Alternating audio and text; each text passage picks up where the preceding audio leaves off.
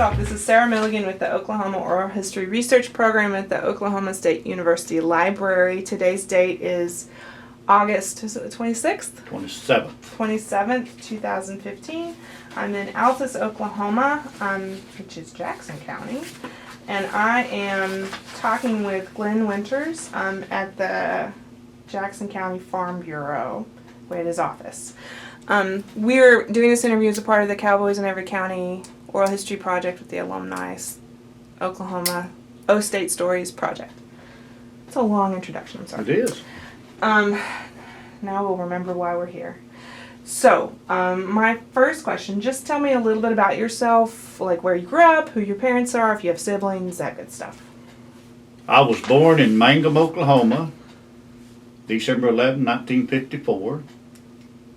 Grew up there in Mangum. My mother and dad, Zane and Glen Winters, were there. I had two siblings, an older brother, Greg, that does have a doctorate degree from Oklahoma State and currently serves as the superintendent of the Votech school there at Canadian Valley. I have a younger brother, Gary, that's not an OSU grad. In fact, both of my other brothers went to school at Weatherford and got their undergraduate degree. Gary is a Farm Bureau agent at Weatherford, and like I say, Greg, he's the superintendent there at the Votech school. I was the only one that went, after 2 years of junior college, went to Oklahoma State and got a degree in vocational agriculture. I got a degree in 1977 and literally, of course, left the university and went out to my in-laws. They lived out west of Mangum in a little community called Reed, and we stayed with them for, I don't know, 2 or 3 months while I interviewed for jobs, and wound up taking my first teaching job at a little school at Central High, which is a small rural school out kind of between Lawton, Marlow, and Duncan. I had students that had literally all 3 phone exchanges at the time. Cell phones weren't nothing at that point. All of them had different addresses with different zip codes. I had to learn all the zip codes for the 3 different schools, and taught 2 years there. I then had the opportunity to, through kind of a recruitment type thing, to come to Altus. We had somewhat some success as a VOAG instructor there and had won some awards and done some things. And with that said, the guy that was teaching at Altus at that time was Larry McLaughlin. Larry and I had went to college together at junior college as well as Oklahoma State University, and he saw, I guess, something in me that he wanted at Altus, so he heavily recruited me, and I came and interviewed with Dr. Morris Foster, the superintendent of schools. And Morris was an interesting gentleman. He had a psychology degree, and I tell everybody he used that degree against me, I think, to recruit me to come to Altus. But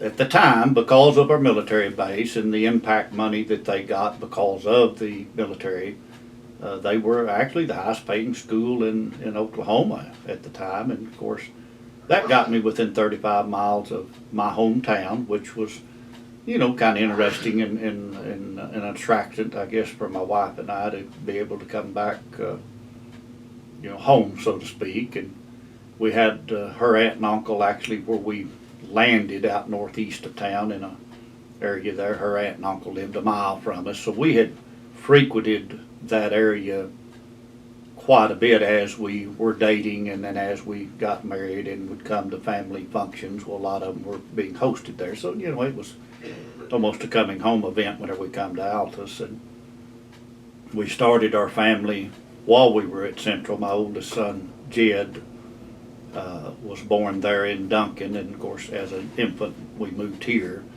He was born in February and we moved here in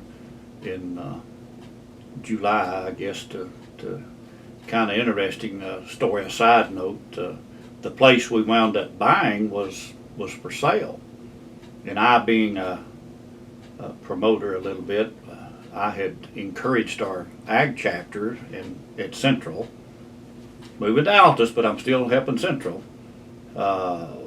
We had 2 students that I went out and helped gather up enough money to take to the Washington leadership camp. And one of the school board members was the former ag teacher at Central. And that guy, his name was Freddie Garrett, he's deceased now. Freddie, I was pallbearer at his funeral. Freddie, whenever he left the ag teaching job, he went straight to high school principal. I'm dumb, green, don't know what I'm supposed to be doing, but Freddie was a great mentor, and a good friend. He would go to a school board meeting and call me the next day or come out to the ag building. He said, well, I got you a telephone for the ag building, or I got you an expense account. Well, then after he got off of that gig as being a principal, he went to work for Farm Bureau. Then he got on my school board. That's when the cha-ching went to happening. Every time I turned around, Freddie was getting me a new pickup, or he was doing this or whatever. Very good to me and my family and to the ag chapter. Very dedicated guy. Anyway, the opportunity at Altus came about, and that was a very tough decision because those people had treated us well. Still got many, many friends I talk to almost weekly in that community. Even after I came here, a lot of those parents had so much loyalty to me that they wanted me to continue to help their children. And it took quite a while to kind of wean them off, and Mr. Curry that followed me, he and I became very good friends. And I know it had to be a little bit of a, slap in the face to him or something that here this guy that's already gone is still helping my kids. But we got past that, and he and I, again, are good friends. And they never changed teachers, so it worked out good for them. And of course, I came on to Altus, and we were very, very, very successful here. Won lots of awards for our students, whether it be in the show ring, whether it be in the public speaking arena, whether it be in the parliamentary procedure deal. We had 2 state champion party pro teams both years I taught here. I contend that if we would have continued to teach, that we would have had state champions several more years because we had kind of the deal figured out. We had the kids motivated. They were fighting to get on that team. We coached 3 different teams. We had what we call a freshman team. We had what we call the mixed team, and then we had a senior team. Of course, the senior team was the one that would go compete. And even across the state, Rick Davis is the president of OSU Board of Regents today. Rick was the president of the Guthrie chapter that beat me whenever I was at Central. And they went on to win the state championship. I took 7 freshmen at Central and competed against Mr. Muncrief, another OSU guy, taught 43 years, I think, at Marlowe. And his last year of retirement, he had Kent Boggs, which is now the head of, executive secretary, I think is his title, of the FFA, that office is there in Stillwater. Kent did his student teaching under Mr. Muncrief, but then Kent came back and taught with Ernest, I think, and then he later on went to Elgin, but Kent and I became very good friends. And for me to take 7 freshmen and beat Mr. Muncrief in parliamentary procedure was just like unheard of. And I tell Ernest, he went on that year and I think won 4 or 6 state champion public speeches in FFA. And I attribute to the fact that you didn't have to participate in parliamentary procedure, so you could focus on your public speaking, and you did very well with that.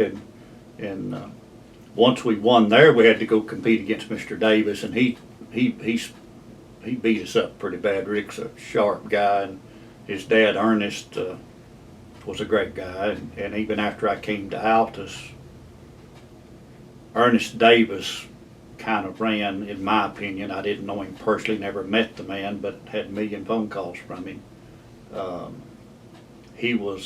They had a 3-teacher department there, and all 3 of those teachers after that year, Raymond Cochran wound up being the Southwest District Supervisor, left Guthrie. You had the Stevens family, which became legends in their own right at Chickasha, husband and wife teaching team were there.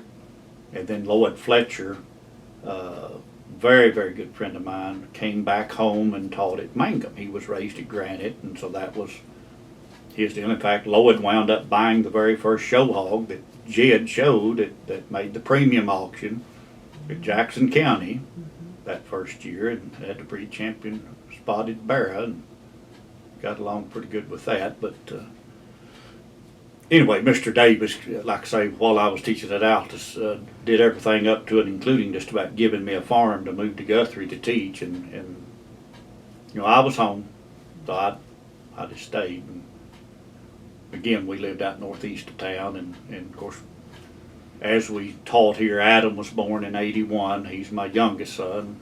Both boys have got a degree in Ag Econ from Oklahoma State University. They both lived in the AGR fraternity. Jed was on several different deals. He's probably one of the only young men that ever attended OSU that was a top 10 freshman that then was a top 10 senior. Not many kids achieved both of those, but his mother had a lot to do with that. She got it done, and he accomplished it quite a bit. Jed went on and got a law degree at the other university. He's never really practiced for the public, but uses that degree in his personal business. They have since partnered up with Kent Gardner, that's soon to be the alumni president of OSU, and Kent, that year that he graduated, was the #1 graduate at Oklahoma State.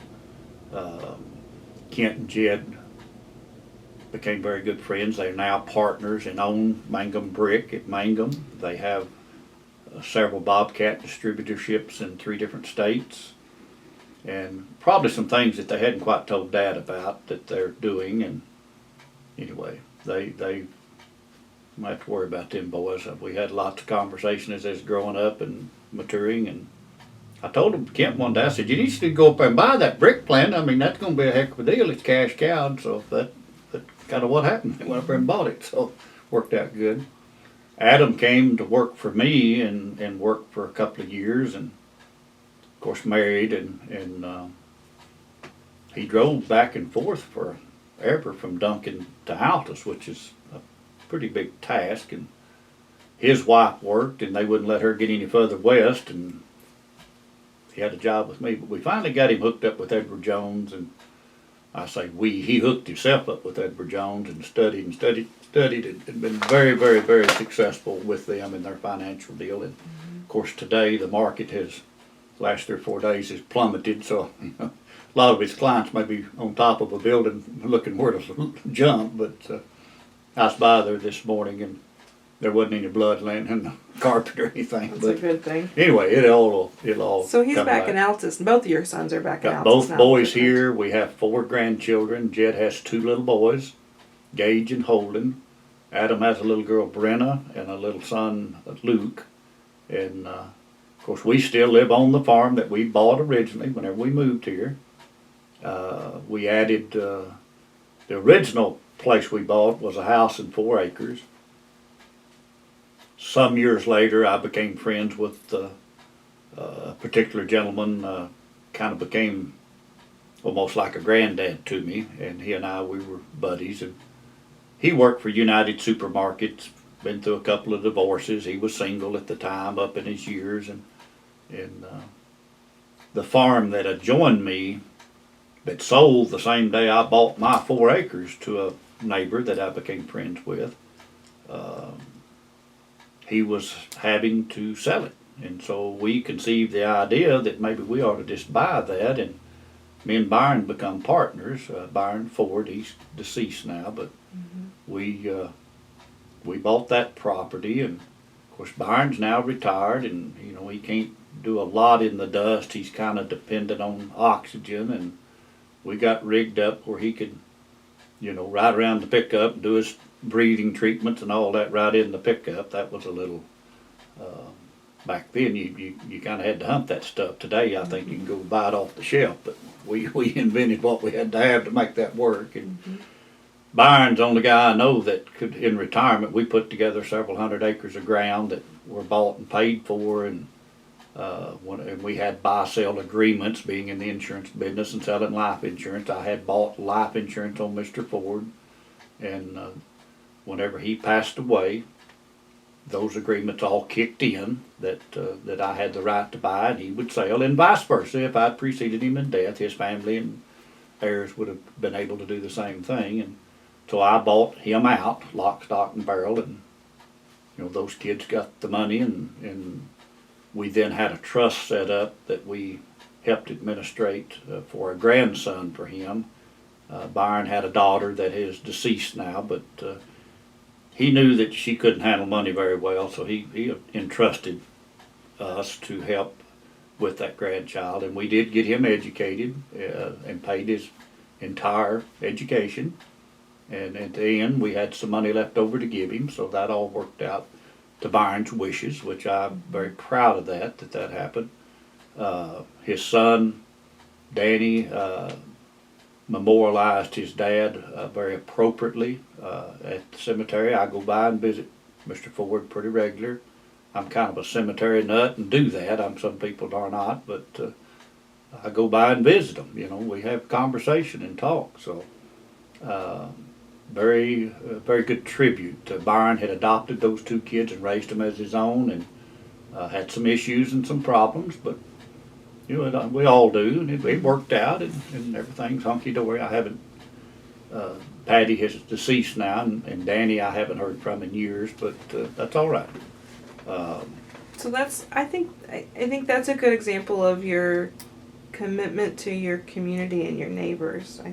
Maybe we'll talk a little bit about that in regards to, there's a couple of things I'd like to get back to, but I think maybe we'll stay in Altus for a minute. Tell me a little bit more about what it was like when you first got here, when you first moved to Altus and you were teaching, and what was maybe difficult or easy about teaching when you were getting ramped up here. You know, if were there challenges or things that were, I know that you were already winning things pretty early, but I had a principle that me and him didn't get along real well, I'll put it that way. We became very, very good friends after I once got out of teaching, but Howard King was his name, and Howard's a nice guy, but he was burnt out. I would see him in the hallway of the high school scold teachers in front of students, which I didn't think needed to happen. If you're going to get on to me, that's fine and dandy, but just go in the room there and shut the door. You can do whatever you need to. But that was one of my challenges. We were getting along pretty good. Now I'm telling you, we were winning, and of course we had Dr. Foster that used his psychology. He just called me one day and said, "I need to know by tomorrow whether you're going to come to Altus or not." You know, kind of like big time pressure. And here I am crying because I'm fixing to have to leave the kids I love so dear at Central to make that change. But Linda and I, we talked about it and visited, and you know, it's kind of an opportunity to get home, so that's what we did. So when was that you moved here then?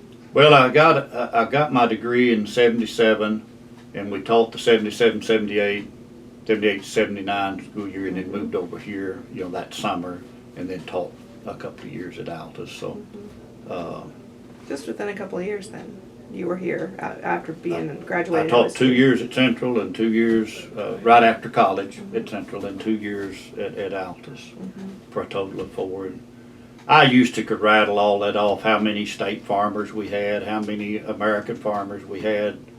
I was just really blessed with Freddie Garrett and his leadership at Central.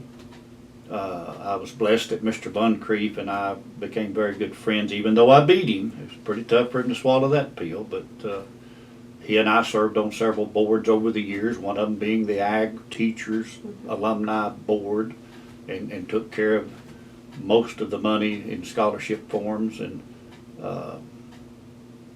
he was a competitor, but he was a gentleman. And I appreciate that about him. He was really quite a guy.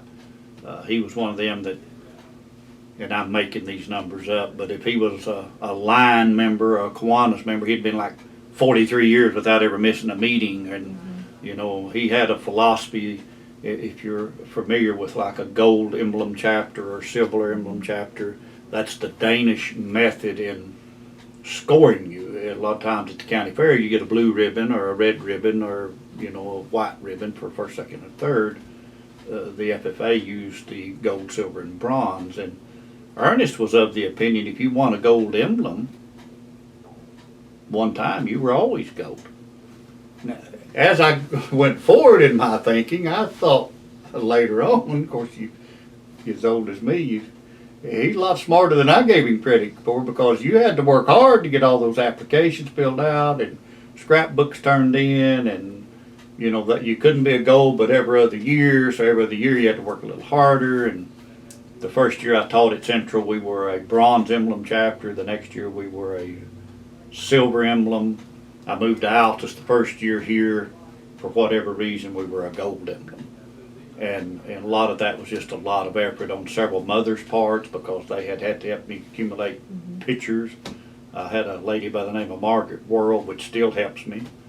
I do a deal for her every year, and we do a cotton picking chili deal with the Main Street Altus people. And I served on that board for several years with Margaret's arm twisting. And I go out and raise the money every year from our farmers that pay for the trophies we give away. And so that's just a series of phone calls. And I've done it so many years that it just not a problem. I mean, yeah, you calling again for that $100 deal or whatever, So anyway, that I don't even know where I was going with that story, but Margaret's been a good friend, and we did win the gold emblem chapter. And So when did you switch from teaching and how did you end up at the Farm Bureau? Well, go back to Freddie Garrett, my old teacher. He went to work for Farm Bureau, and then in December of that year, we started school September, August. In December, he went to work for Farm Bureau. Then he got on my school board. Okay? And for many years, he was lucky enough, he'd had the grand and reserve grand lamb at the Oklahoma City Youth Show, what they call it now, OYE, Oklahoma Youth Expo, largest show in the world. Freddie, Mr. Paul Tolliver, which became a House representative member from over the Lawton area, had a daughter, Denise, that actually won grand and reserve grand lamb 1 year, same year. And then the year before, I think it won grand. So I stumbled into a school about sheep, and I had never clipped a sheep in my life, let alone try to go figure out which one was a good one or a bad one. But Freddie, again, being the principal, then board member, and then friend, he went to work for Farm Bureau. We would go, you kind of figure out them guys that are winning, they know where to go. You know what I mean? They know who's raising the best ones or who can come up with them. And we'd go plumb to Ohio to get those sheep. And first year we went, he had got me a pickup coming. And so the old pickup I had was about to fall apart, which Freddie had drove and I inherited. And so we took the school van. So me and him, we left and drove plumb to Indiana that first night. What done me, I'd never been up there before. I hadn't already been out of Oklahoma, and I didn't even take a coat. I was about to freeze to death. Now I'm telling you, I went down, and of course in that time of the year, which would be early spring, well, all the coats had either been put up or off the rack. So the heaviest thing I could get was just about like a pair of flannel underwear that was about double thickness, But I wore that sucker, and I'm telling you, it felt pretty good. We wound up going on to the city. This Tolliver girl had another sister that was showing, and Paul had got elected. And of course, if you're winning, you're cheating.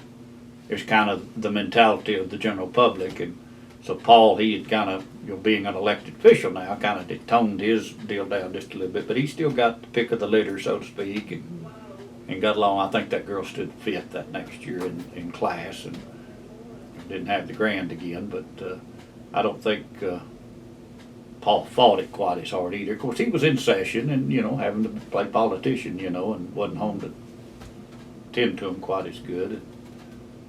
The first show I went to while I was at Central, I'd never clipped a dairy cow. It's a long ways around a Holstein cow, and it's a lot longer around if you've never been around one before.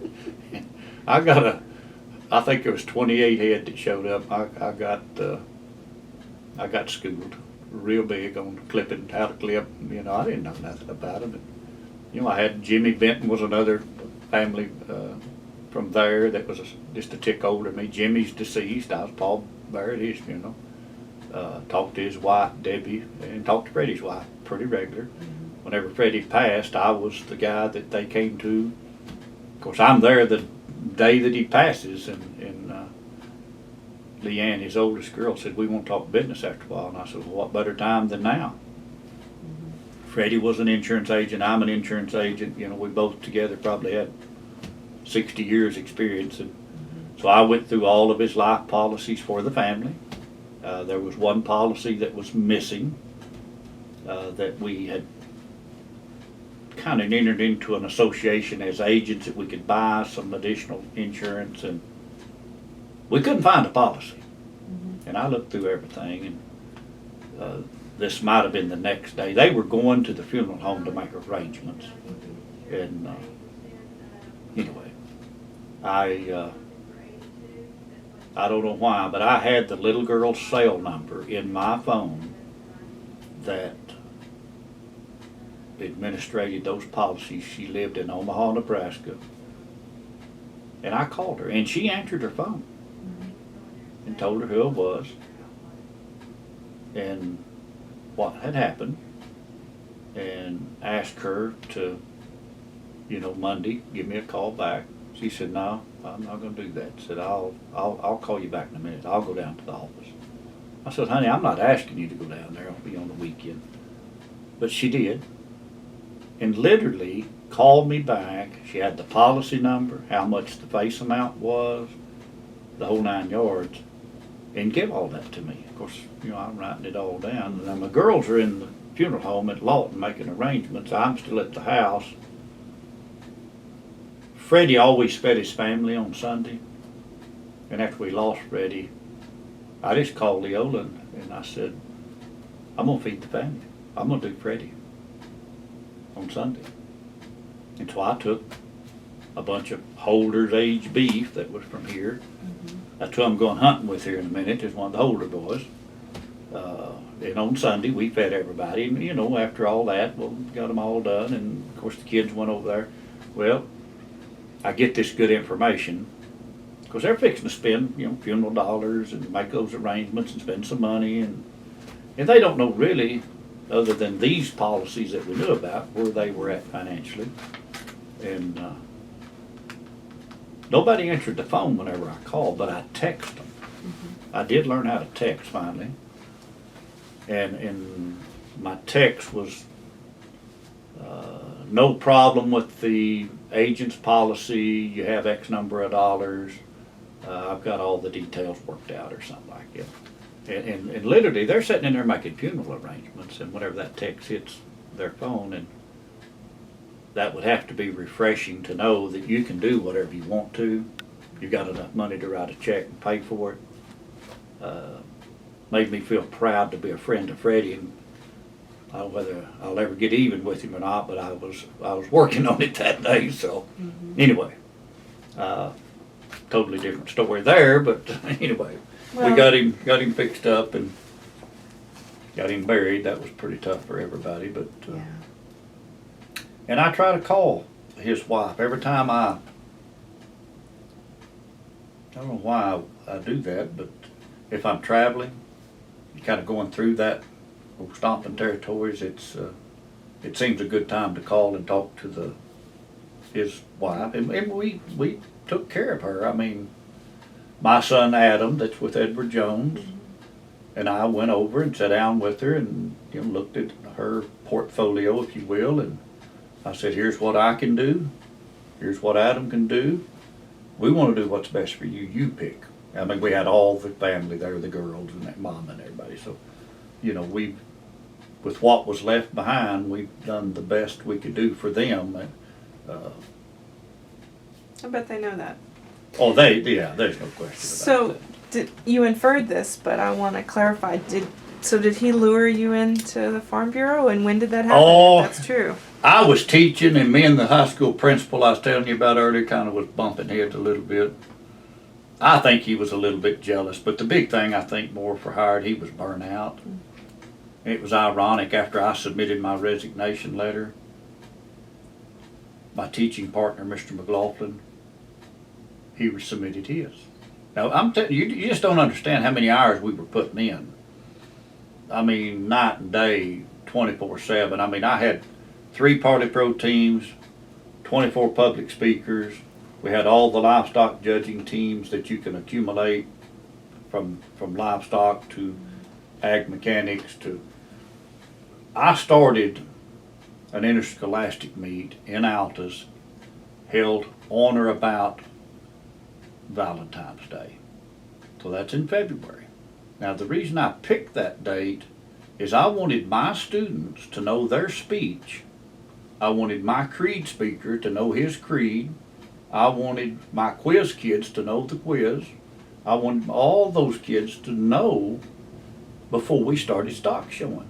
Because whenever we left Altus to go to the stock show to Oklahoma City, we'd take us 2 school buses with us of kids and drive to the city, and you know, everybody had to have a livestock project, and not all of them could win, but they learned how to feed, they learned how to keep the pen clean, they learned how to do chores, they learned how to manage money, they learned what the difference between a gilt and a sow and a wether and a barra, and I mean, you know, they learn lots of things, skills, life skills, get along with people, how to play the game fair. I mean, just lots of things that, you know, you might get a blue ribbon. You may need a pair of binoculars to see who got a blue ribbon. It'd be so far down the line, but you know, somebody's got to win, somebody's got to lose. But I always like to win, pretty hard. But that interscholastic meet in February kept us going. We then could take a break, go livestock show, and then just as soon as you got through in March with your livestock shows, you would have your first contest would be the PI, Professional Improvement, what that stands for, and you would compete with kids in your district. That interscholastic meet, we would do all of these schools in southwest Oklahoma. Well, we had single teacher departments and we had multi-teacher departments. Mr. Boggs, that was with Mr. Metcalf, wound up at Elgin. Well, they were a multi-teacher department. So we crossed paths again at Altus. We were head to head. And I wasn't about to let him beat me. I mean, I wasn't about to. So we would overwhelm them with numbers because you would hit points. If you had 3 speakers in banking and 3 speakers in dairy and 3 speeches in FFA or whatever, every kid that participated got some points. And at the end of the day, you'd add up the points and we'd give away trophies that would about hit the ceiling from here. And what we did not do with finesse, we did with numbers. So we would typically win that contest, and they're still, I think, having that contest. And that Washington, D.C. trip, I didn't finish that story, I don't think, but the day they sold my house out here, I was in D.C. with 2 Central High students, Jamie Crowder and John Fisher. I had took 2 probably freshmen, soon to be sophomores. I took them to D.C. to the National Leadership Conference. And the school, with Freddie's help, paid my way to go as teacher to sponsor. And as soon as I got home, well, I'm done teaching there. And I come to Altus. But we started that same 2 kids every year, go to Washington, D.C. My goal always was to sell 100 lifetime FFA memberships in Altus. The reason being for that 100, for every and I'm probably gonna be wrong with this, for every 10 lifetime members, you got to send one to the Oklahoma Alumni Camp free. So if you had 100 people, you'd get to send 10 kids free, but you'd get to send one to the FFA Washington Camp free. So I got on a kick to do that at Altus. We've sold several, we didn't quite get there. But then as my kids started to school, we went to Navajo out there. Well, I tried to get that accomplished there. We started a livestock booster club, and I went over and trained them in parliamentary procedure some, and helped them where I could. But I had a teacher that was a little bit maybe jealous of me out there that didn't quite get it and still doesn't get it, and anyway, they haven't performed as well as I'd have liked to see things happen, but that's all right too. So anyway, So you started that as well by talking about you turned in your resignation at school, and that your my teaching partner partner did turned the his same. in, but then the principal turned his in. all He three quit of you same right year. there. Oh Yeah. gosh. And it was kind of funny, as I went to doing the insurance business, I had his dad insured, lived over at Duke, and it wasn't long till Howard come out, and it seemed like a breath of fresh air had hit him whenever he didn't have to have that challenge of that school. And we became really, really good friends, and he then later went back and taught across Red River for another retirement at a little school called Midway down there to get a Texas retirement, I think. So it worked out pretty good. And Dr. Foster, he was always kind. His assistant superintendent was John Buck. John was my junior high principal and my football coach at Mangum. But he was from Altus originally, made a little All-American at Southwestern, football player, married a girl from Mangum, taught up there, and then he came to Altus, worked his way up to assistant soup, and he, John and I are still good friends. He comes by mother's. His wife is deceased, but he's remarried, and anyway. So did you teach 2 years in Altus then? Taught 2 years in Altus. John was real hard. Whenever I'd go in, you had to go see John for money. But he tighter than bark on a sapling. And John never would give me any money, so I learned real quick as a young ag teacher, if you want anything, just go around John, because he wasn't going to give you anything. He said, I hope he listens to this, because he's still pretty tight, I think, right now. So, but that's all right. He was a good guy. He did give me a paddling, I think, in about the 9th grade, but other than that, I probably deserved it. But I was going to ask. do what? I said I was going to ask if you deserved it. Yeah, we might have been talking a little too much, but what the heck. Anyway. So you started, what was interesting to you about working for the Farm Bureau, and what were you doing when you started here? They tried to hire me a year before. After you'd only been teaching 1 year? Yeah. And I don't know, you ever gone from a guaranteed salary to a commission sales? I've only gone the other way. That's what I'm saying. Yeah. Yeah. It's hard for you to leave a secure paycheck every month, a secure health benefit for your family every month. In that particular deal, I had a vehicle they provided to me as an ag teacher. You go to work for Farm Bureau, you work on commission only.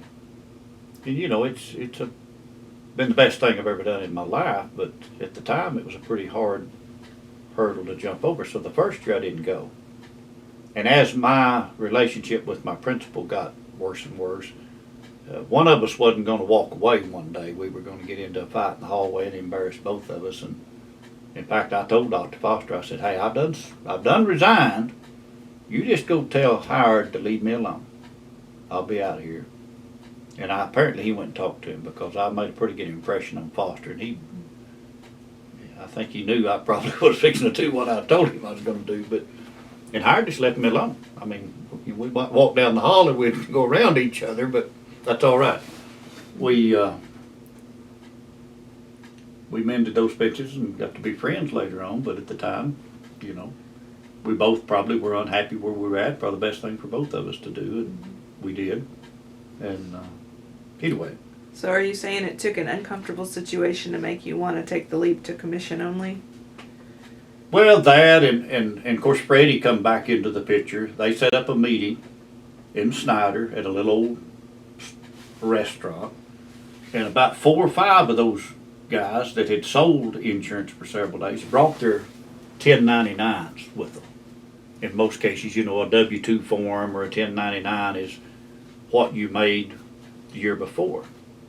And I've always been kind of driven to, you know, want to make as much as I could, I guess maybe, and never was satisfied. If a nickel's good, I want a dime's good, I want 20 cents. And that was the gist of the meeting. Here, we're going to show you what we made last year. Oh, okay. How'd you do that? You know, well. And then they threw a little bit bigger bone to me, I guess, maybe as far as they had a little bit of what we called an unassigned book of business, which is, you know, might have been 50 houses and 300 cars and whatever that generated in commission. You know, we'll give you a little bit bigger book of business to start with. And anyway, first year, I mean, it's no problem. That was June of '81, and you know, you can see some of the plaques on the walls. Been very blessed and very honored by my peers to, you know, sell, and you win. You know, if you're in sales and you don't sell, you don't win nothing, you know, and a lot of people don't get that. And had some things happen in our community that allowed me the opportunity to sell more. We had an agent in town that got caught, I'll basically say, embezzling.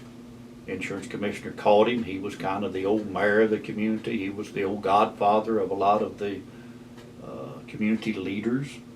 He got his hand caught in the kitty, and that year I probably insured every one of them because I was everybody's buddy. You know, had done a lot of things for our community, a lot of things for their kids as students of mine, and you know, been blessed with those people. I mean, you know, we're all still good friends. I mean, we all still do a lot of things together, and you know, we've been very honored to work with them. I mean, we've done this caravan here in town. Probably the first project I did, we raised $66,000 here in Altus whenever they were building the OSU Alumni Center. We're the only chapter in Oklahoma that has a room named after us. It's upstairs. On the Stillwater campus? At the Alumni Center on the Stillwater campus. That was a Jerry Gill deal, and of course all of my bleeding orange people, you know, nickeled and dimed it together, and we raised $66,000. And my one goal in life that maybe I'd like to get accomplished is to get all of those donors that are living to stand beside that plaque and get a picture that I could hang on the wall. You can tell I like to put some plaques on the walls or memorabilia, and we thought we had that accomplished a couple of years ago, but we didn't. It's just to get everybody on campus, if it's homecoming or whatever, we're doing a big tailgate. To get everybody to be able to go from the stadium back to the alumni, get a picture, get that scheduled, and then get everybody back. It's the geographics of getting that done is almost impossible because a lot of these guys are getting some age on them, and you know, it's not comfortable to make that long walk across campus, and I understand that. So that may never happen. I have got a picture of the plaque on the wall. So good. And one downstairs.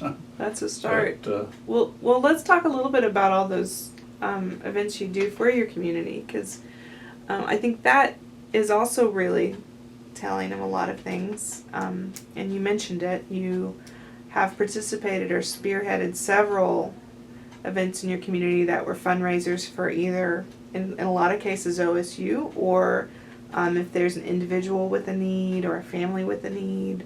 It seems like you've been very successful in that sort of. Maybe talk a little bit about some of the things you do and why you do that. How you do that. I don't know. The why you do it is to help the kid. The how you get it done is you just got lots of good folks. And we really have individuals in our community that have hearts, have feelings, have desires to help people. And to one of the events we did, the little boy's picture over there, he's, I think, a senior this year. He was given what I'd say 0 chances of living. And I had 3 or 4 buddies, and we were playing Moon dominoes. You ever play Moon? Well, it's a fast game, and with my guys, if you're not very well educated, they'll take all your money away from you. It's kind of like playing poker with dominoes, and cash is involved. And I had these people insured and got the word that Brian was diagnosed, and that wore heavy on me. I mean, 3-year-old kid. I mean, you can just kind of imagine how that would be with the parents. And they were hard-working farm community people, and here they've got this problem. And, over that game of Moon, we decided we were going to do a fundraiser. And that turned into everyone in about 3 counties. We did everything from a silent auction to a live auction to, basically free food. I mean, my cowboy cooks, as I call them, and I have many, many, many aprons that I've built over the years, and stole Pistol Pete's deal. That wasn't copyrighted, but I've never sold one. So I tell them if they ever say anything to me, well, I guess you can't be in trouble if you give them away. And Jerry Gill and Larry Shale and all Kurt Jewell, all of them have one. So, and most of the coaches that's ever been here, I'll give one to. But that particular event that night was probably been unparalleled in this part of the country. We cooked everything that we had. We started serving, had the auction. People were lined up from, I'm talking like maybe 2 or 3 blocks. I mean, it was just unbelievable. My son had come in to help me. Several of the other community leaders had helped. And, I just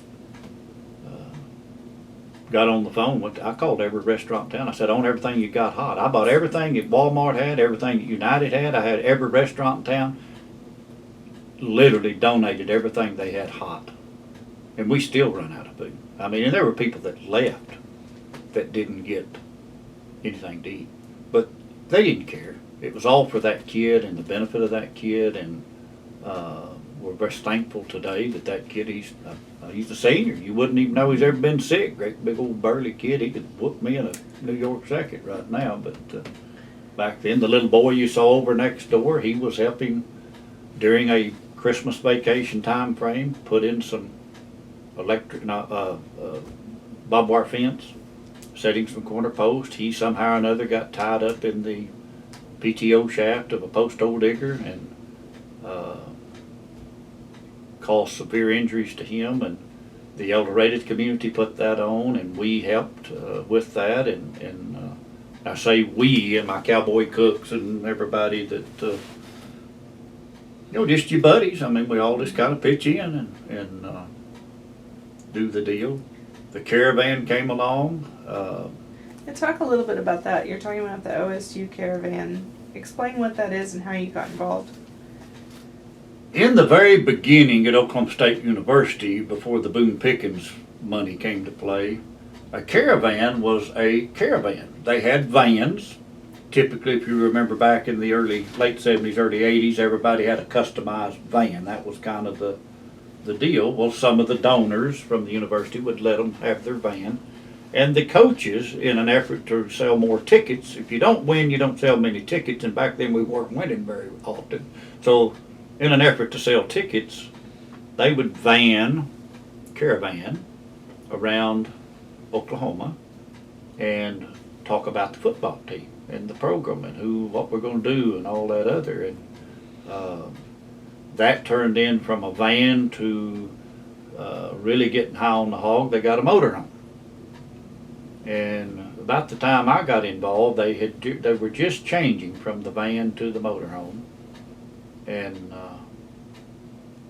they would, you know, come to Altus. The first year I ever helped with that, we fixed hamburgers, and we had about 35 people from Altus show up, and you know, we'd already had these feeds, and people saw, well, my God, you know, they can get everybody in Altus and Southwest Oklahoma to show up. So, with the help of all of our guys and what have you, you know, they came to me and said, why don't you take over doing this caravan? And so I just had a meeting with all of my cowboys, my cooks, and my buddies, and their wives and spouses and extended family and everybody else. And we were sitting in a meeting, and my old friend, we called him FB, his real name's Mike Stevens, and I told them yesterday, the lady that is the Cowboy Journal, she wants to interview somebody. And I'd already told them guys on the board, I said, I got a guy you need to do a feature article on. Well, who is it? I said, FB. Well, 2 or 3 of the boys that on that board with me, they know him. And he's a really, really nice guy and a hard worker, but he has a lot of fun doing it. And anyway, so we're maybe going to get that article. Now, he's not an OSU alum, but that boy's done more for OSU than most alums do. And I really think they ought to tell his story, because I think he's got a good story. And hopefully one of these days we'll get, I thought they were going to do it before now, whenever that girl come to our board meeting yesterday. She wanted money to pay for the article, but she wanted suggestions on who to do the article on. So I reiterated FB yesterday, so we'll see if that ever happens. If you have any influence on that, make it happen. You know, and they really want to take an alum and do a story on them and stuff, but not always do you have to graduate up there to want to support that university, buy season tickets at university, to give money to that university. And even on your vehicles, have maybe OSU on the front tag and be a life member of the alumni. And, you know, you don't have to be a graduate. Some kids didn't have that opportunity. But by God, they're going to let their kids have an opportunity, or they're going to let their grandkids have an opportunity. But they're still going to support that school whether they were an alum or not. And I think we're missing a little bit of the boat there of people that bleed orange that never walked on that dirt or paid a tuition up there. But they still love it. They still participate. They have friends like myself that do. We're fortunate enough to stumble through up there and finally get a kitchen pass and get kicked out, I guess you might say. But anyway, that... what do you think the draw is? You know, probably, I think it's the people that work there, the people, the charisma, the demeanor of those people, the friendliness of those people is probably, and I don't know how you buy that packaged up or bottle it. If I did, I'd be a big time millionaire. But I really think that it's just that Oklahoma friendship, the Oklahoma kindness, the Oklahoma love and compassion that they show those kids, and not everybody sees that maybe in the beginning. Not everybody has as good an environment. I mean, my mother had cancer whenever I was growing up. I mean, my 2 brothers now, there is no way that we probably should have all 3 got a college degree. I remember answering the phone as a kid many, many times, and it's bill collectors.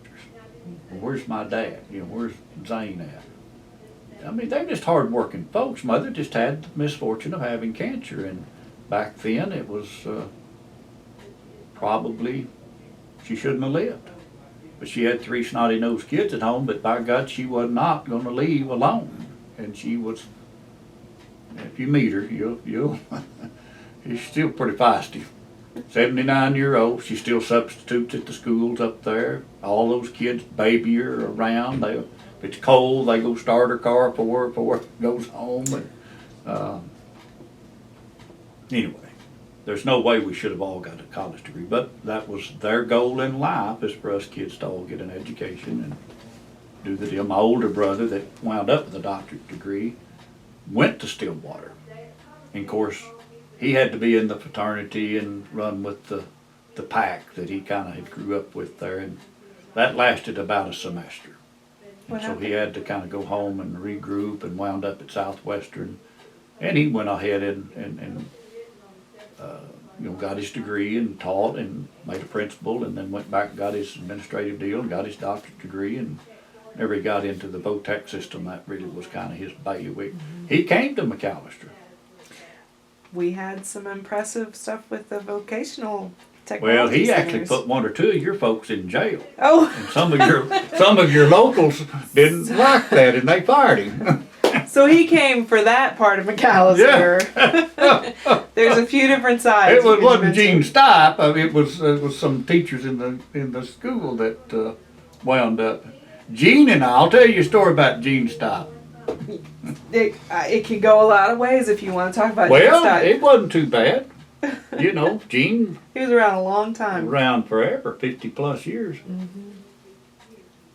I got stopped one morning taking my two boys to Navajo school. Didn't have my driver's license, they sat on par, just like almost like pajamas almost, just a pair of breeches. And I drove the kids over and let them off, and I was coming back, and we had a local highway patrolman that was the Baptist preacher. I always called him the pistol packing Baptist. He was highway patrolman. He did the license examination. His name's Madison Clinton, good friend of mine, and Mary. And he pulls me over, just about 3/4 mile from the house. And I thought, what in the crap did I do? I mean, I didn't think I was driving that fast. He said, Glenn, we need to get this fire department deal started back up.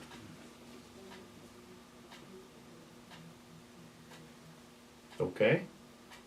I said, Madison, I've been to 2 or 3 of your meetings, and we had 2 or 3 of these farmers out here that kind of want to do it their way instead of the right way. I said, if I do it, we're gonna do it right, and we're gonna put it together. I mean, you got to play by the rules, whether you like them or not. You got to play by them.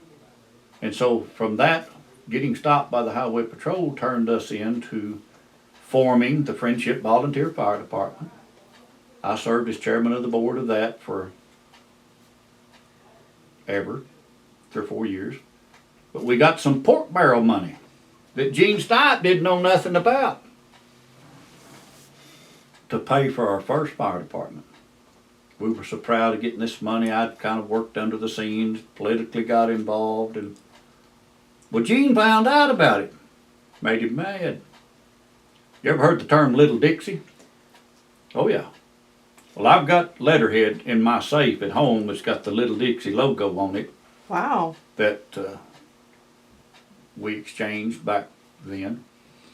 Not only did he stop our project, but there were several other projects. I know Chicken Shay at their college had some, OU had some things, little pet projects that these legislators that were in the know that year, and Gene was on the out, had pork barrel that money together, and one of them happened to be our fire station. And well, he shut all the money down. Well, here we got a building sitting at Friendship, needing to pay for it. Bob Mills had ordered it, and we didn't have a nickel to our name hardly. And so I called a meeting of all of the people that had received the money, statewide. And my brother was the superintendent there at East Oklahoma County VOTEC there at Choctaw. So we used his building to meet in. And all these people, I didn't have a clue who they were, nothing about them. I just said, hey, we're having a meeting. We're going to try to put a deal together. I want my money. And we had a retired senator that came to the meeting and took us on as a client. He was really taking on Gene Stipe to beat him up about what it amounted to. But he represented us, and we got our money freed up, and we got our building paid for. And that fire department today is still in existence. I tell people, believe it or not, we probably got as good equipment as Altus has got. We played the political arena on that thing pretty hard. And the wildfires in the country a few years ago were big, and there was always money for these little volunteer fire departments. We've done everything from incorporating the city out there. We had the airplane zoning deal that we and did. That's a big story in itself, you'll have to hear sometime. But anyway, that department is, we've actually got the original fire station, we built a substation later on, and after we got the zoning done out in that area to help save Altus Air Force Base and the community, very instrumental in that, got that accomplished. I went to the leadership at the time. Jerry Askins was the lieutenant governor, and David Braddock was our rep, and him and Jerry were big buddies. And I went to David and I said, I want some money. He said, what for? And I said, those people at Friendship out there, our community, gave you that money for that zoning, or gave you the zoning for free. I want some money to build a community center. And so we now have a community center that has a fire station tied with it, and the public can use it, and it's a nice building. David got us $70,000. Senator Bob Kerr, which has the building named after him right north of Ag Hall, good friend of mine. Bob got us $50,000 in a REAP grant, and then we raised about $35,000 locally for that particular deal, and have that. After I once got the money kind of gathered up, I went to the community out there and I said, well, I got you some money.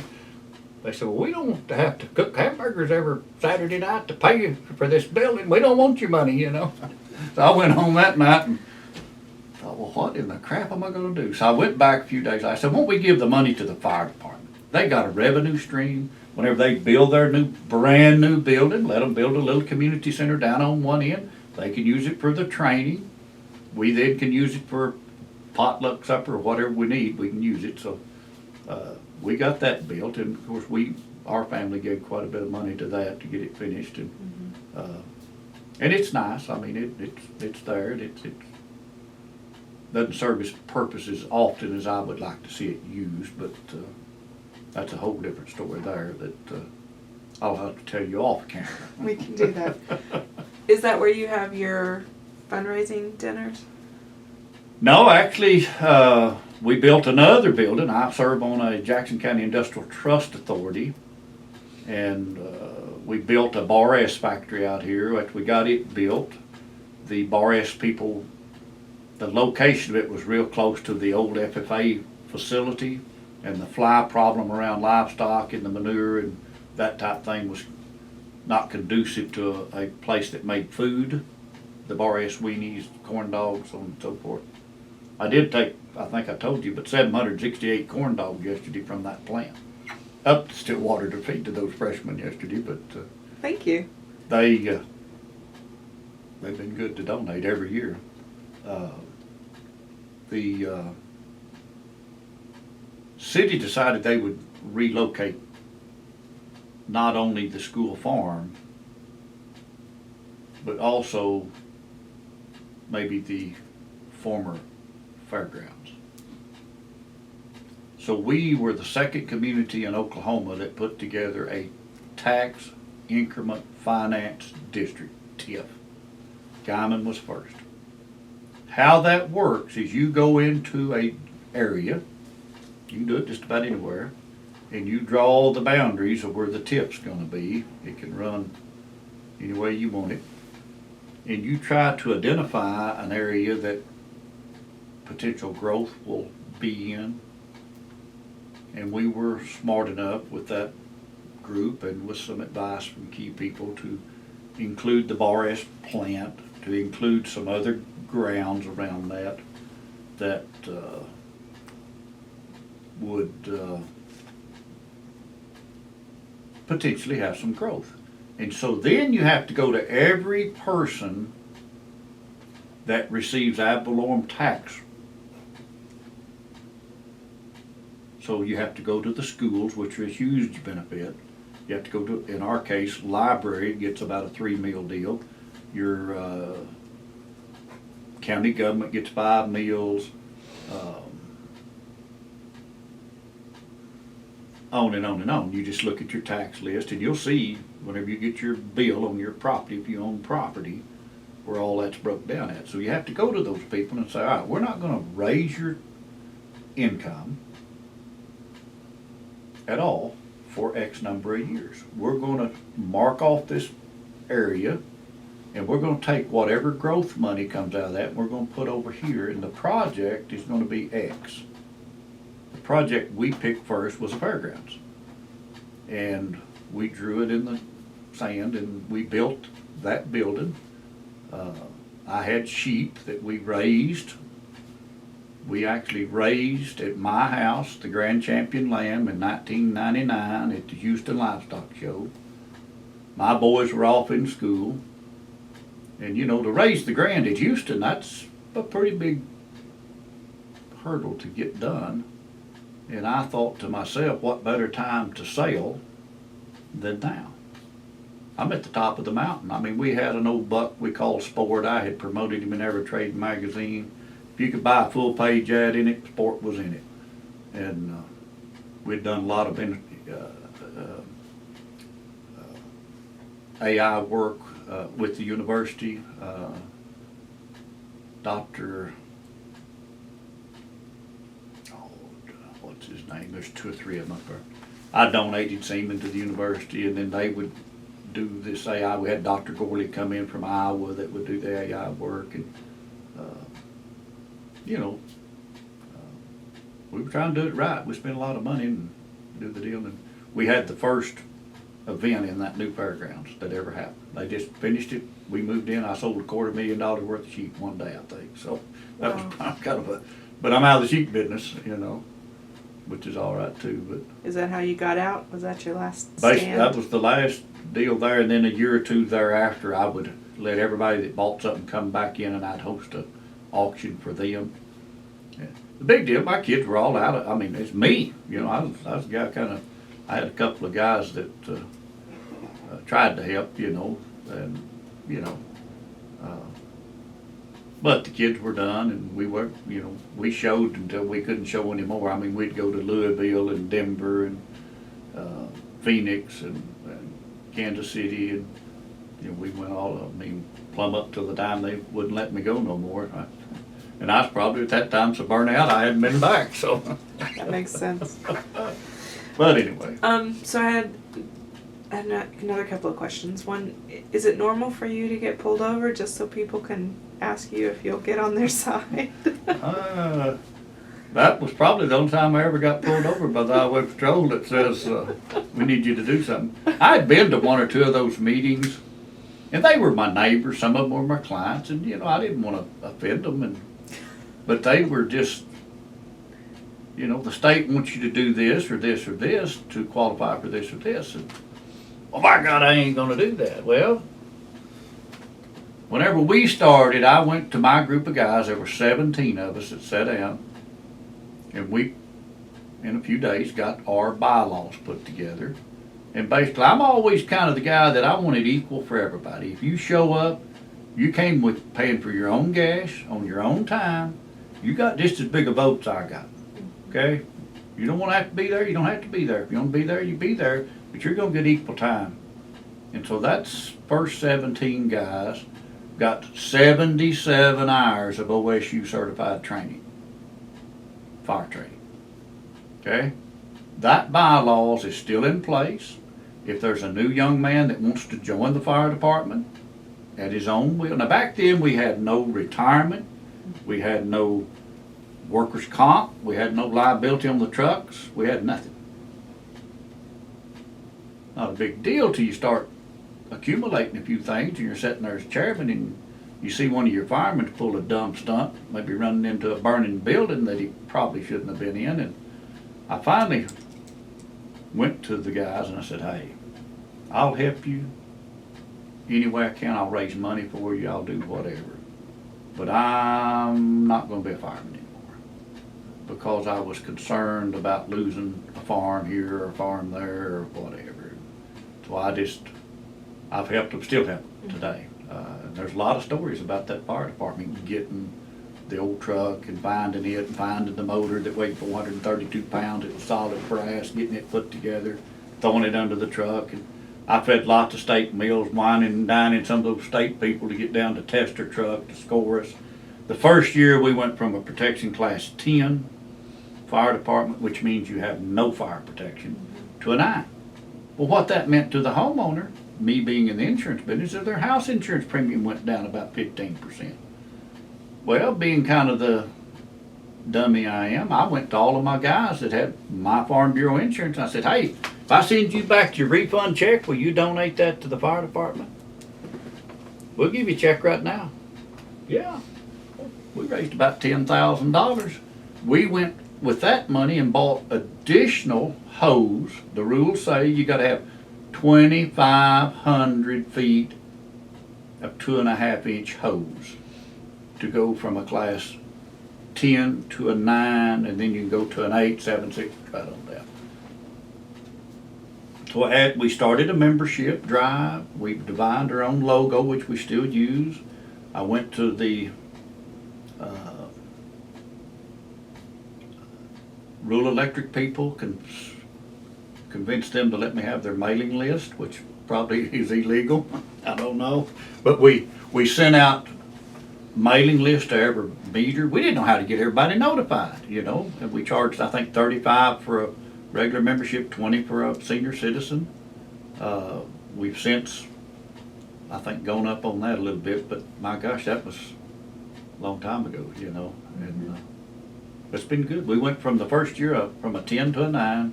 Then it took us from that point to an 8, probably about 18 months to get that done. But we needed some Scott Air packs. At the time, those were about, I think, 1,500 apiece.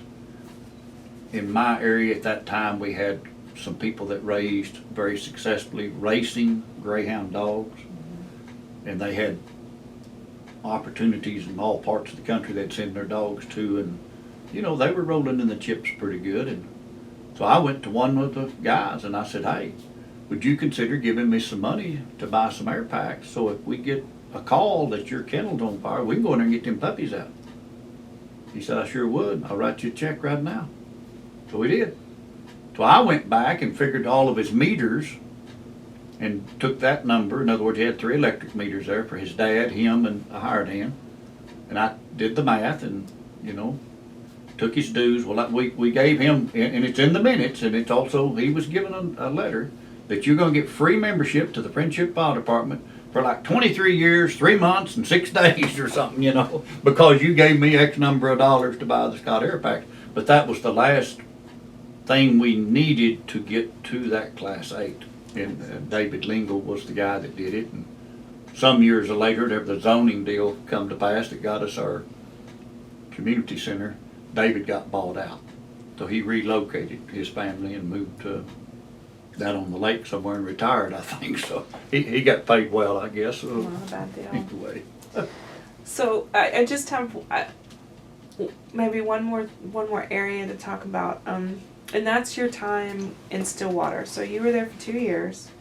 Maybe talk a little bit about, you know, what you did while you were there, what classes you took. If you remember, you were vocational agriculture, so I'm guessing. I was Ag Ed. Dr. Bob Ag Ed. Terry and his son was there last night, and I went up and talked to him. Rob. As I say, mother had cancer. I went to school 2 years here at the junior college. And right out of high school, I was my senior class president from about the 8th grade plumb through my senior year for whatever reason. And some of the classes prior to us had a school-sponsored senior trip. They had some problems with the school-sponsored part of that, about killed a kid, so the school quit sponsoring. So being the innovators that we were, we went down, and every time we'd go to a fundraiser as a freshman class or sophomore class, we went and put money in a different account because we wanted to take a senior trip. We're thinkers, boy. We're really forward out there on this deal. So we go put that money down at the Guarantee State Bank in Mangum.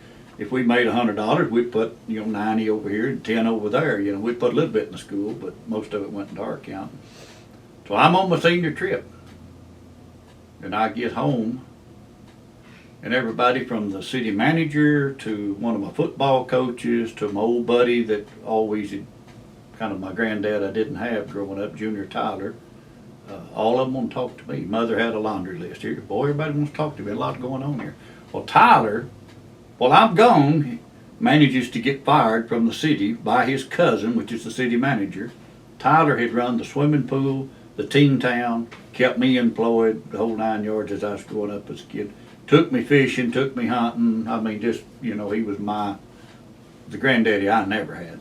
And so, the manager wanted to talk to him. What they wanted to talk to me about is they fired Tyler, so nobody knew how to do the swimming pool but me and Tyler. And he wasn't about to tell them he got fired. So you have they have since redone that. In fact, we helped get that done too. My son and Kent Gardner, they redid the whole pool. But there were big deals. You have to backwash those, kind of like if you've ever been around the pool. You have to, that stuff goes in the skimmer, goes in there and gets clogged up. You backwash it, dump it out. But you can just imagine a municipal swimming pool. I mean, the tanks were as big as this room, and make a long story short, I went to Tyler first because he was my granddad kind of thing. He said, I done got you a job. You don't have to worry about it. So I went then to work at Armco Steel, which was a really good paying job. A lot of hard work. But I had made enough money working there for 2 years, going to junior college, and I played a little baseball the first year or so. We had a pretty good team. We got beat out in the state tournament 1-0. The kid that beat us pitched and knocked his old home run, and the day after we got beat, I think he went to play pro ball. And me and him became good friends. He later on worked for Farm Bureau. Joe Elin was his name. Me and Joe was kind of buddies, but he was a heck of a ball player.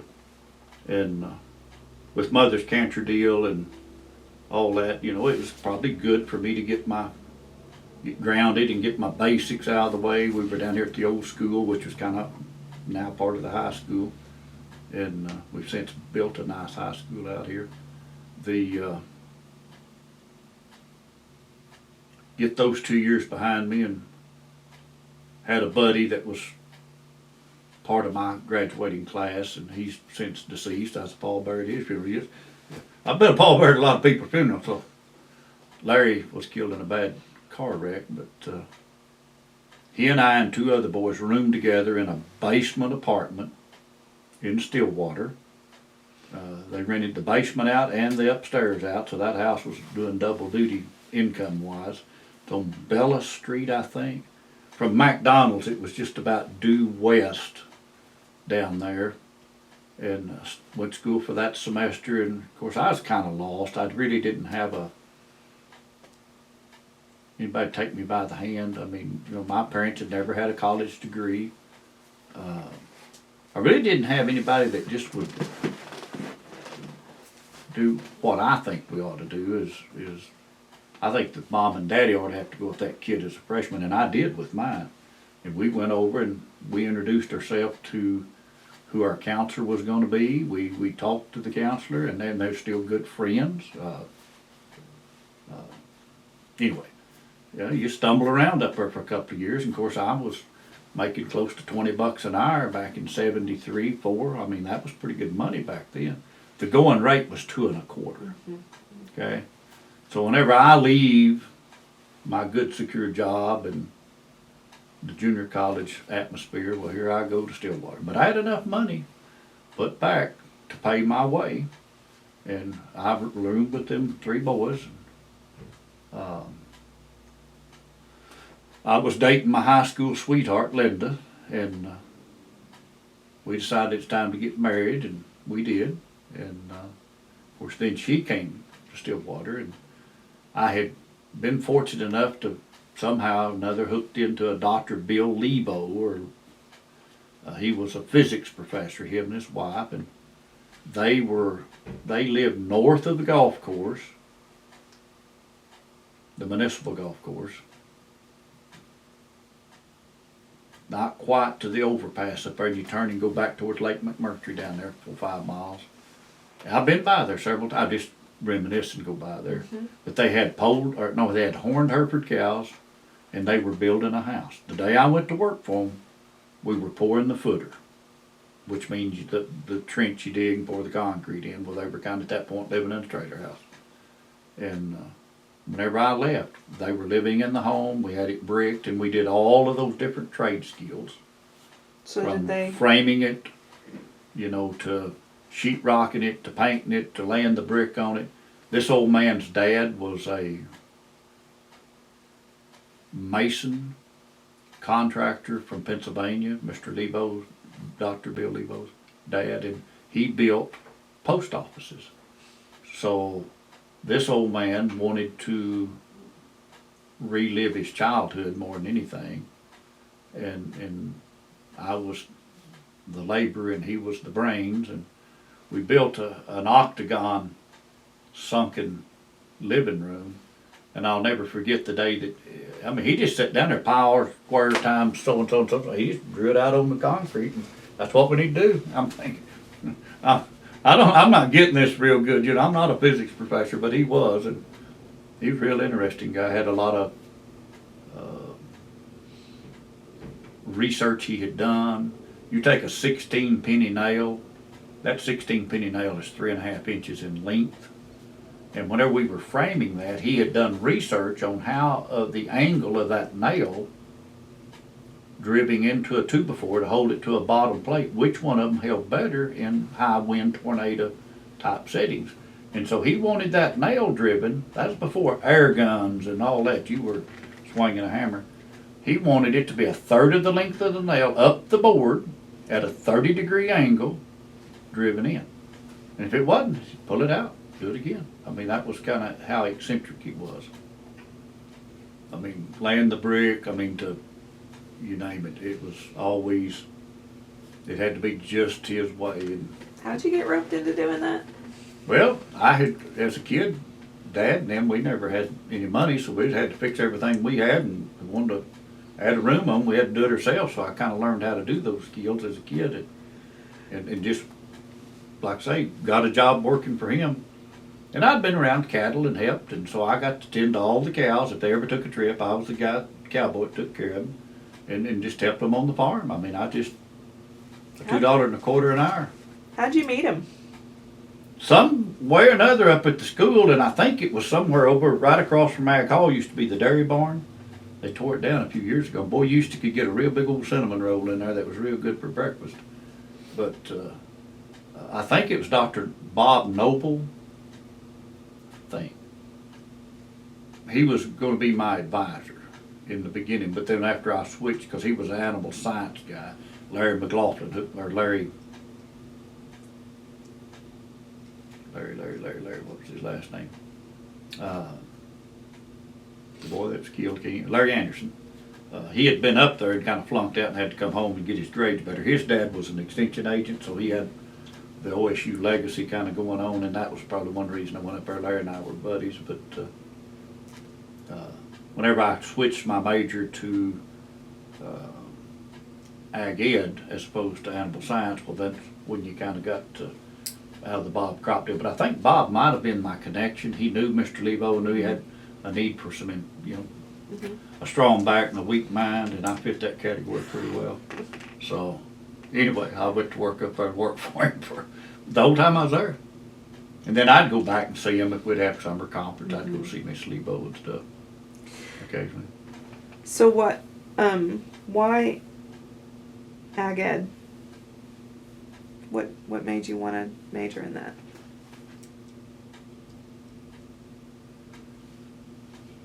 I don't know. I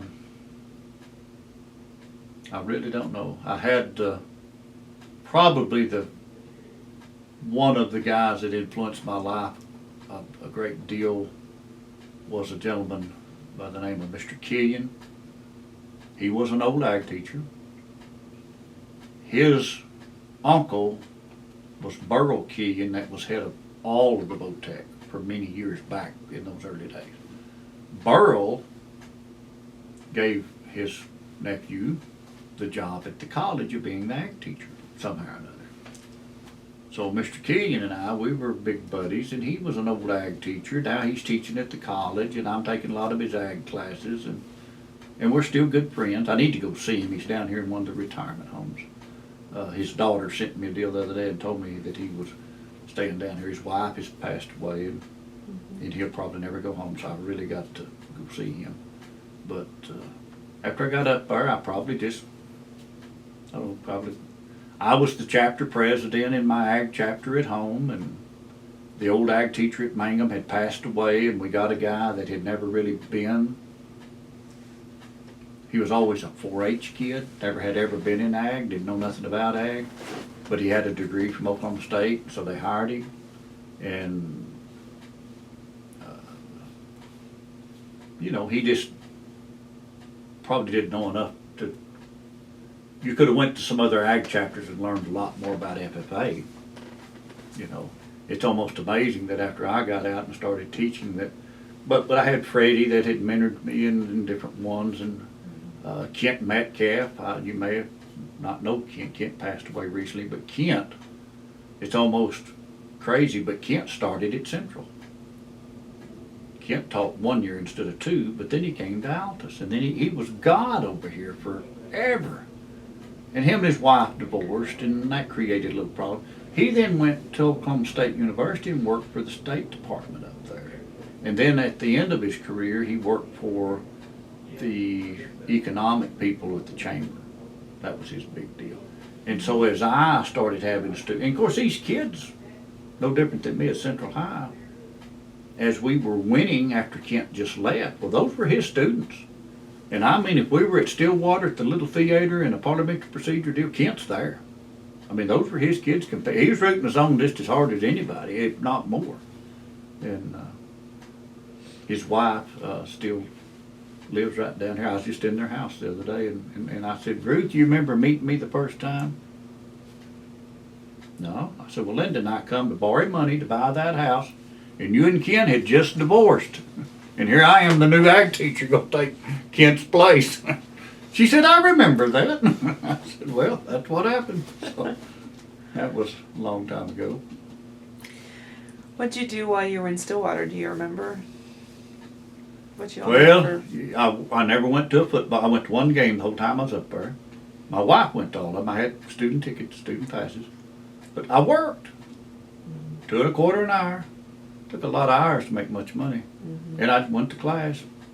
I had 2 or 3 guys that were my buddies from high school that, would come by the house, and Harry Clark was one of them.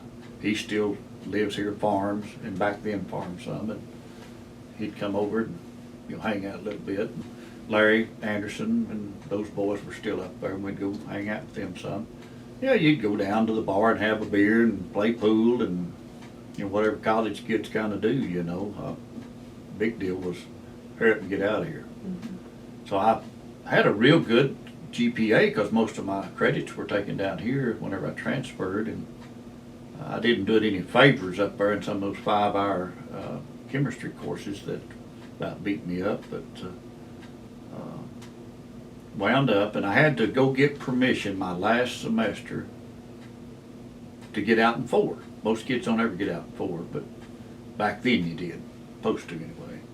I had to get permission. I had to take, I want to say 18 hours and then 24 hours my last year, and some during summer school. Went to summer school one semester, I think took 6 hours or something. And of course you do your student teaching, you go to school and you cram out 8 weeks in real quick, then you go do your 8 weeks out in the field. And we did our student teaching at UConn. Mac DeVelvis was there, and Mac was a legend in himself as far as ag teacher with the show steer deal. He was as good as they get. Larry Moore at the time was there. Larry and I are still good friends. Larry, the whole time I did my 8 weeks, I might have saw Larry once. He knew he was quitting. He was getting married to a little high school girl down at Mustang, and he wound up in Tologa, and they're still married, and they've raised kids and raised awful good hogs. So anyway, and then Red Goodson was the other teacher, and they, I think, probably gave me a pretty good education as far as the real world and how things happen in a real ag chapter, and not all of it was fun. Developments, he said, you need to be here such and such a day. We didn't even have to start till Monday, but you got to be here on Friday. Our county shows on this day, and I'm telling you, Saturday morning we're there, and my teaching partner, and there was like 50-something steers there. You gotta do all the bellies and heads on all them calves. So all day long, we're clipping bellies and heads on these steers. We were the slave, literally. But anyway. They're probably happy to see you come then. Oh yeah. Yeah, Mac and I are still pretty good friends. I tried to hire, in fact, kind of did hire his son, and probably made my kids were showing at the time, and I called Mac and said, hey, I want somebody to help me with the steer deal. I've been kind of out of that for a while. And his son met me at a sale, and his son said, you need to buy that calf right there. And he was red. I said, I ain't buying no red calf. I want a black calf. Black calves always win, you know, kind of. That red steer was the grand champion at the spring show that year, and I didn't buy him.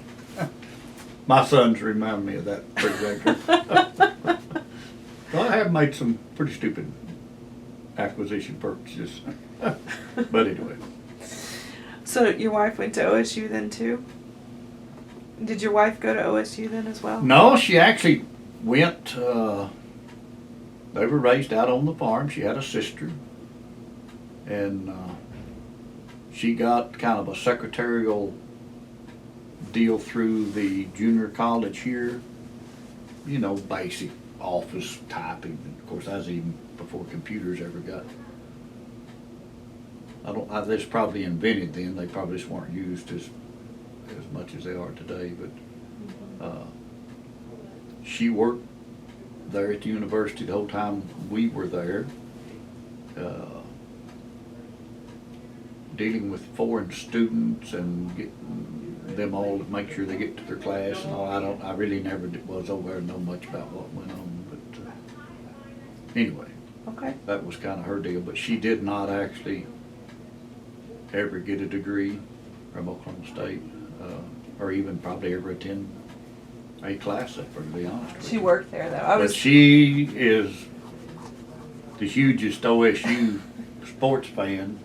Bigger than me. I played ball all the time I was going to school, and I think I burnt myself out. I didn't really care if I went to a game or not, you know. I played it, you know. So anyway. Well, you got a lot of OSU colors in your office here, so I'm guessing you still root for them pretty solid. Oh yeah, yeah. I mean, I go. We have had season tickets for years and years, and my friend Ross got me a trip one time. The basketball team was going to the Sweet 16 in Syracuse. They were in Buffalo, and I called Ross, my buddy, that became kind of a legend in his own right there at Stillwater and will continue to be a legend. On the Boone Pickens deal, he gave $15 million to that deal, he and his wife, Billy. Ross is, I never met him. Went to a sheep sale one day. I'm raising sheep. The first sheep comes through there brings $7,500. The next sheep brings $5,500. About 2 days later, I know where them sheep are. I know who has them, and I know who owns them. About a week after that, I'm at his house in Throckmorton. Made enough phone calls, and I go visit with him. I said, "You need to let us boys help you at them sheep." And so we went to help him with a friend of mine, and Trent, his son, his senior year. There's 3 major shows in Texas. You got your San Antonio, you got your Houston, and you got your Dallas. Well, could you just guess who won all 3 of those that year? His son? Won every one of them. Never, ever been done before. And I will bet a lot of money it'll never happen again. By one kid winning all 3 shows in 1 year. That's just unheard of. But Trent did it. And the next year, he was coming to Stillwater. He just had to take a little detour. He just became National FFA President for the whole United States and had to lay out till he could serve that term. So he had a pretty good run there for about a year and a half. I drive from here to Throckmorton's about an hour and 20 minutes. Whenever Trent got all done, well, I went to helping Megan, his daughter. Being an old state champion Party Pro deal, well, Megan wanted to win the state champion with the Texas Party Pro. So I drove every Sunday and every Wednesday afternoon to Throckmorton to train their party pro team. We did win the state championship, but we got to the finals, which is the best they'd ever done. And Trent would come in and help us whenever he was not tied up somewhere internationally with FFA, but that was quite a fun time to, to help those kids, and a lot of driving. But anyway, Ross and I, we still talk and visit. I'm gonna be talking a lot more to him now. We got our fund to put money in. I'm gonna hit him up for a little bit. That's right. You've got you. It sounds like you've been involved for a long time now in lots of different campaigns that OSU has put out. You've been a good friend to them. Well, we raised that money for the alumni. I think I told you to begin Alumni with. Center, And then yeah. whenever we started doing that caravan, we started putting that money up. We've given out with that group of guys that's helped me, and ladies. This year we've given out over 100,000 in scholarships to Jackson County kids. With Boone's help, whenever his estate settles, and he fully funds our match money we've got up there in the bank, we're going to have $360,000 plus that will perpetually earn interest for Jackson County kids. So whether I do another caravan, cook another steak, heat up anything, or raise another dollar, we're going to be able to give away, depending on interest and their wise investment practices up there in the stock market, $18,000, $20,000 a year. And we still have people that put money in. I do a lot of things. I have behind me here, I'll give you one, an envelope that we designed that if you want to do a memorial for a friend that passed, or just to honor somebody, I have an envelope built that we designed. You just put your check in. It's already got the fund number on it. You put your check in there and you mail it up there, and if you want to tell them who to send a letter to, they'll send it to them from the foundation. I mean, it works great. In lieu of me giving flyers to a funeral, I send money to Stillwater. I know that those kids in my county will be the beneficiary of that money perpetually, and you can't do anything with the interest, with the principal. It's all interest money, so it'll be there whenever I'm dead and gone. And all those scholarships are to go to OSU. Is that correct? Every scholarship is to go to OSU. If you go up there and have to go to the remedial part, you don't get your money. It's got to be OSU. If you are awarded a scholarship and you attend, and you, for whatever reason, and kids do, decide you don't like it, you come home, whatever, you don't get all the money. We have the Alumni Association matching 2 of those scholarships due to our friendship with the Jerry Guilds and Larry and them. They have the car tag money that they get. The 2 big scholarships we've been given are, we give 1,000, the university gives 1,000 through the car tag program. So that kid gets $2,000. So we give 2 of those a year. That's the most they will match up there. And then we will give away, depending on how many applicants we have. Every other kid's going to get 1,000, or every other kid's going to get 500. We're such good cash position. We've got 17 students up there currently that are not freshmen. We've already gave those kids money. They're already up there. They're freshmen. They're sophomore, junior, seniors. And so the motion at our board meeting the other night was, let's give every one of those kids, just decide how many there are, make sure we don't miss anybody. If they're 17 or 15 or 18, just take whatever we got, divide it by the number of kids, and send them the money. That's good and bad. You get it all spent. Now, we will have interest income from that money sitting at the foundation. We get those dollars in July. We award our money about May at the end of school, so those kids can be announced at their school assemblies that they got a scholarship to OSU. But we don't have to fund that money until about September. And so, again, we went from $218 in the account. Today we got over $17,000 in our local checking account. We got soon to have $360,000 sitting up there, and we've given away close to $100,000. I think we've done pretty good in 15 years of jacking around and having lots of fun.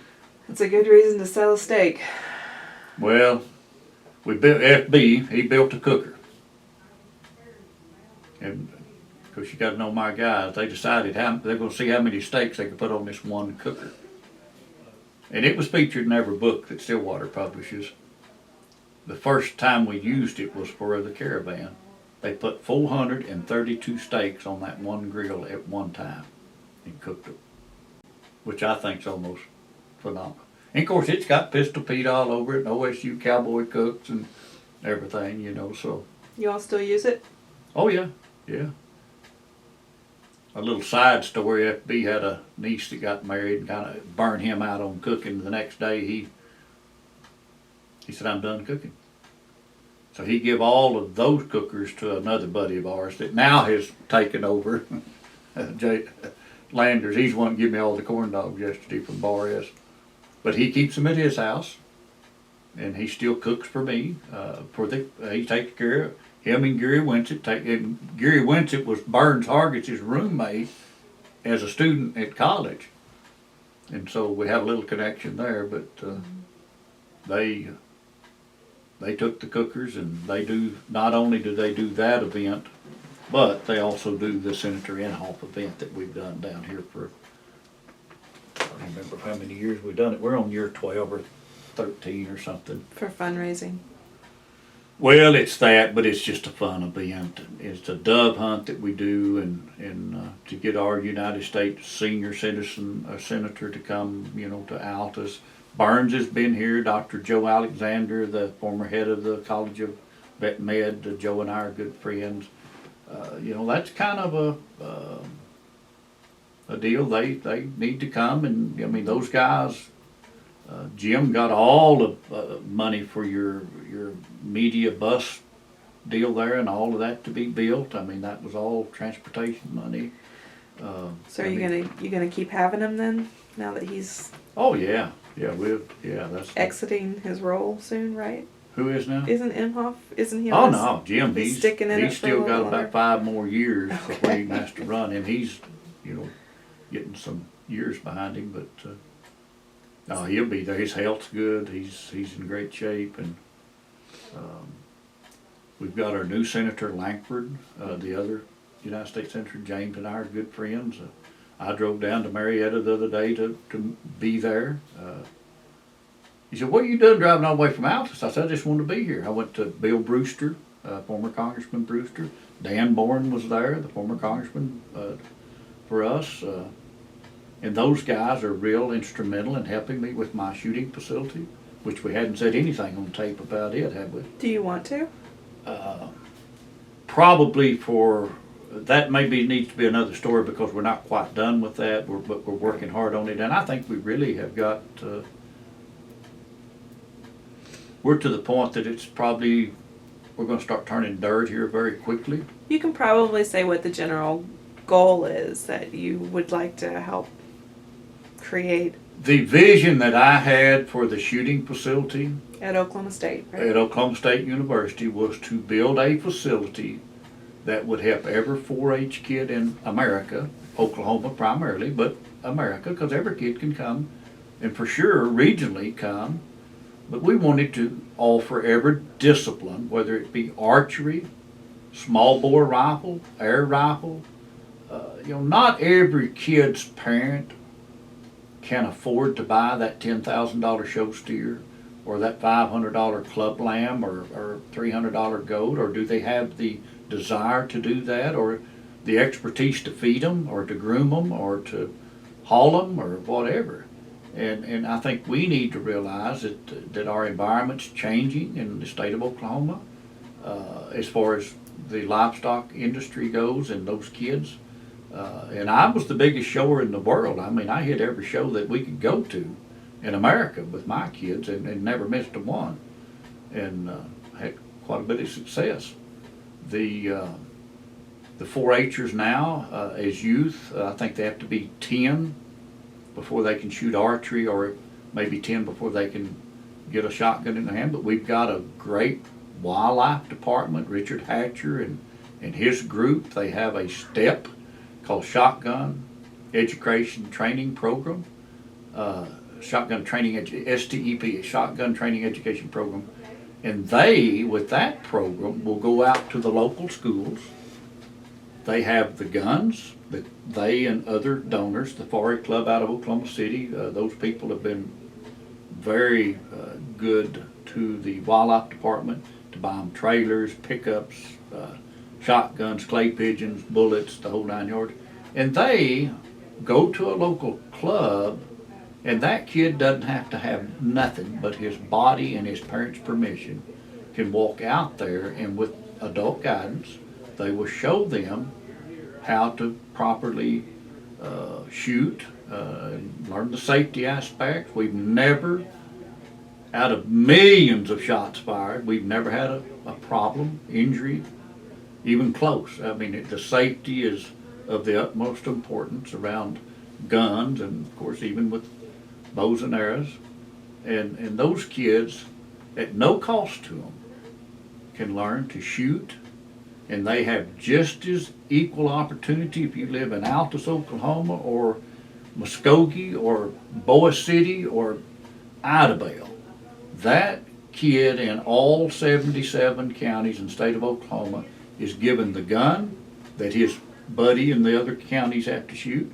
He's given the same shell, the same opportunity, the whole 9 yards. Every kid's on a level playing field, which I think is pretty amazing that we start them out that way. They all have to compete with the same economic value, I guess, maybe, as opposed to that same kid going and buying a steer, and he gets to the show and that one heifer costs $50,000 and this is $20,000, and you know you got one from the neighbor for free. Well, who's going to win? You know, that shotgun deal puts everybody on a level playing field, equal opportunity, and you know, the goal is to have that shooting facility that will have every one of those disciplines. We have a shotgun club there at Stillwater. We have a rifle club. We got an ROTC. We have an archery program at Stillwater. We have a lady that shot for the Olympic this year, competed. And we want to have every discipline, have a place for them to dance, have them participate and play, to recruit now. You take those kids from age 9 and 10 and start bringing them to Stillwater, you're introducing them to what I call the orange, bleeding the orange type environment. And those kids, they learn where the Boone Pickens Stadium is, where Ag Hall is, where Gallagher Iba is, and maybe even know who you know, Gundy might be at some point. But you know, they will be your future students, and if we can recruit them now and get them coming, take those FFA kids. That's a huge thing in FFA, for those kids to shoot. And if we have that place for them to go, and they start going up there and shooting, and then you have a district meet, and then you start having the state meet, and we've got the wildlife department buying into this concept. Most every one of those guys are graduates of the wildlife management program up there. They all are, you know, game wardens or biologists or whatever. They all bleed orange. We just need to build a place for them to take their kids and their constituents, people they deal with, to go shoot. I mean, that's, to me, it's pretty simple in my opinion. I don't know why we hadn't already got it done. So this is your most recent That's my endeavor. dream. I said, Yep. that's Glenn's dream before I die, to get that sucker built. I like That's it. my dream. And it needs to happen, and we've got, we're starting to get the right people in the right places. You know, it's just a money deal now. We just gotta go get some money. The projected cost for the shooting facility is about $5 million. If we go ahead and do the Camp Redlands renovation, if you haven't been out there in a while, it needs it, and I champion that idea. I just didn't agree to raise the money for that, so I'm gonna have to kinda try to help them. But the bill on both of those is about a $10 million, $5 on each, which is nothing. Whenever you look at the millions we spent recently in Oklahoma State, that's, I don't see the money as a big hurdle. You get to doing this and you start seeing people having territorial issues and things of that nature. It makes you wonder how we ever got anything built sometimes. But you know, as you look at the whole picture, it's all I think, good at Stillwater, and you know, just the concept of doing what we're wanting to do sometimes frightens some people because we're talking about guns and kids, and I totally understand and get that, but we've never had an accident. We've never even had a close accident. We've never had a problem. Well, that project will happen, and some things we're doing with the community. Water was a big thing for us. We were dry for 5 years. So What'd you all do to? I put together our first water deal. I'm talking about in-house people, Langford's people, Lucas's people. Of course, you know, Frank, big OSU. We do a deal for Frank and Linda Lucas and during Bedlam baseball, and we host them at the Bricktown. Buster Funk and our good friend, so Bob lets me have his suite that we host people in. And So what'd you do with the water? What was the deal? well, our lake's been dry. We hadn't been able to irrigate, so my farmers are going broke, okay? They can't raise cotton, they can't do anything. Now they've got water, but we put together a deal in a very comprehensive water plan for this part of the state, and our goal is to never let this state ever get dry again, this part of the state, which is the driest. We're gonna build a new reservoir over here. That's about a $300 million project. It's gonna be built at the location that the former lake, it was built. There was 2 locations at the time, and I've got my oldest son, he's chairman of that now, so I'm kind of turning it over to him, but they had a water meeting today. You already go to it. What time is it? It's almost 2. You're Oh, gonna have crap, to go I here got to soon. get around. Yep. Anyway, Jed's in charge of the water deal, but we're gonna, So there's something going on right now with that. oh, we got water lines. I got the governor to give us $750,000. We're running lines down in Vernon. We're running water up here. We got the water treatment plant fixed. We got Tom Steed drilling new wells. We got new water going on. I mean, I'm talking about very, very comprehensive water plan. We'll never be thirsty here. We're even doing a deal with our Air Force Base and Shepherd at Wichita Falls to give them a part of the lake so that they will never have to worry ever about their air bases being dry, That's good. which is pretty huge whenever you look at the scheme of things. You hear on the national news about dryness in California, and of course they got lots of people out there. So we're piggybacking on some of their legislation that Barbara Boxer and some of them are doing. You hear all these names, but I know all them people, and we're kind of, we're gonna get some of their money. Well, Oklahoma has a long history of water rights debates and water rights issues too, so it's interesting. I tell everybody the tribes wants access to all the water, and they don't really want the water, they just want the power that water controls. They want to use that water as leverage with the state of Texas, and they're going to say to Dallas, North Tarrant County and all them others, we'll give you some water, but you can't build any casinos down there. We want to keep the casinos in Oklahoma, or if we build one, the tribes want to build it in Dallas or what have you. I mean, it's a leverage thing. They don't care about the water, they care about what the water gets you.